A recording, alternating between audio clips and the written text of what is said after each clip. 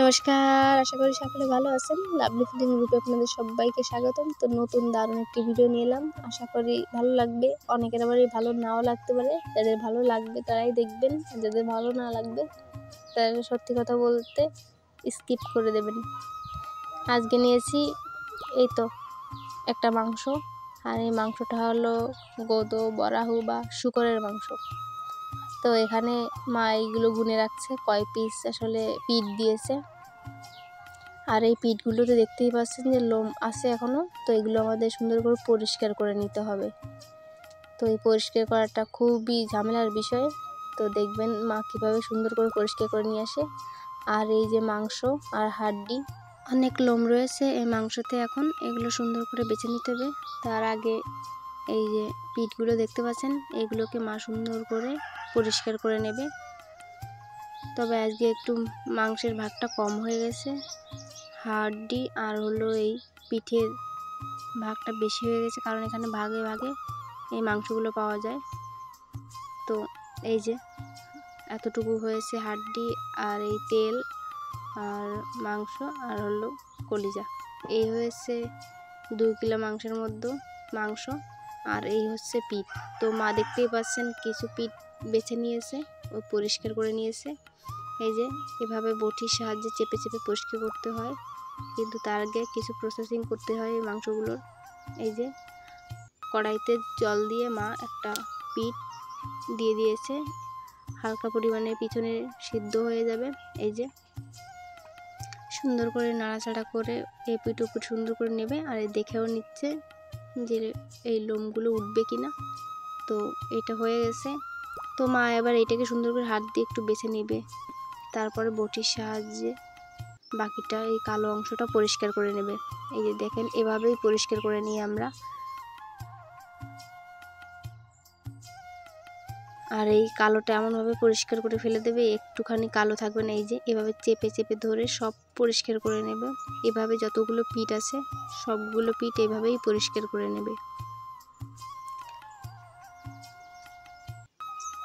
এই যে পুরো পিঠটা একেবারে এখন সাদা হয়ে গেছে, বাকি আছে এখানে আর 2 পিস পিঠ, এগুলো এভাবে পরিষ্কার করে নেবে।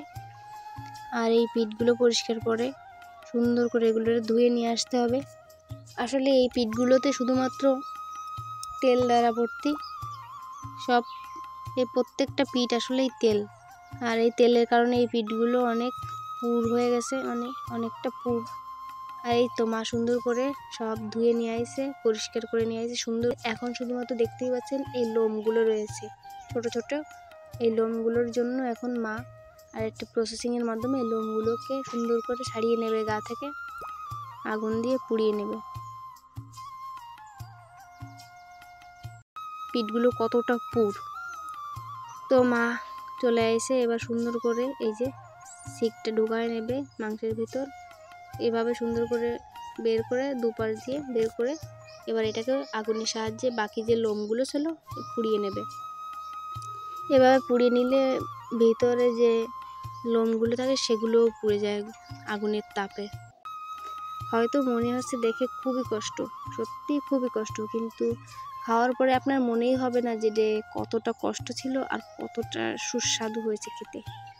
এক একে যতগুলো পিঠ ছিল মা পুড়িয়ে সুন্দর করে যে পুড়িয়ে নিয়েছে। তবে সাবধানে করবেন, এটা আসলে হাত টাত পুড়ে যেতে পারে, কারণ শিকটা অনেক গরম থাকে, যেহেতু আগুন দিয়ে মাংসগুলো পোড়ানো হয়, খুবই গরম, হাতে সেকা লাগে অনেক সময়। আসলে একদম আদিবাসীদের মতন, যারা বন জঙ্গলে থাকে তাদের মতন করে এই মাংসটা খেতে হয়। আসলে তারাই এটা বেশি খায়, যদিও বা কালের বিবর্তনে আমরাও শিখে গেছি খাওয়াটা। আর এই যে মাংসটা দেখছেন, এই যে পুড়িয়ে নেওয়ার পরে মা এবার সুন্দর করে আবারও বটির সাহায্যে বাকি যে ময়লাগুলো ছিল সেগুলো চেপে চেপে এই যে বের করে নিচ্ছে। এক একে সবগুলো এভাবেই করে নেবে, এই যে সবগুলো এভাবে করে নেবে, তাহলে আর কোথাও কোনো ময়লা থাকবে না, একদম ফ্রেশ হয়ে যাবে। এই যে লোম থাকবে না। এবার এই যে মা ধুয়ে নিচ্ছে, এবার এগুলো কেটে নেবে। কেটে নেওয়ার পরেও আবার ধুয়ে নেবে, কারণ হচ্ছে অনেক সময় বালি লেগে থাকে।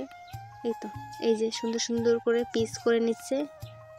এখন দেখে মনে হচ্ছে কত লোম ছিল, সেগুলো সুন্দর করে পরিষ্কার করে পুড়িয়ে ধুয়ে নিয়ে আসছে। দেখেন কি সুন্দর হয়ে গেছে। আর এই যে পিঠগুলো, এগুলো বড় বড় করে কেটে নিতে হয়, না হলে এই পিসগুলো আর খুঁজে পাওয়া যায় না। তাই বড় বড় পিস করে নিলে ভালো হয়, যেহেতু তেলের মাংস। আর এই নিয়েছি চই ঝাল, খেতে অসম্ভব স্বাদ। যে কোনো মাংসে চই ঝাল দিলে সেই মাংসটা খেতে অসম্ভব স্বাদের হয়ে যায়। আর এই যে হাড্ডি মাংস, তেল, এগুলো এখন সুন্দর করে ছোট ছোট করে মা পিস করে কেটে নেবে। আর যতটা সময় মায়ের সব কিছু রেডি করতে লাগলো, আসলে তার খুবই অল্প সময়ের মধ্যে রান্না হয়ে যায়। আর খেতেও অসম্ভব স্বাদের হয়। অল্প মশলায় এই রান্নাটা হলে খুবই সুস্বাদু হয় খেতে আরও। আর এই যে সুন্দর করে পিস করা হয়ে গেছে মার। এবার শুধু মাংসগুলো ধুয়ে নিয়ে আসবে। আর এই যে কেটে নিয়েছে চই ঝাল। আর এই যে মার ধোয়া হয়ে গেছে মাংসগুলো, সুন্দর করে ধুয়ে নিয়ে আসে।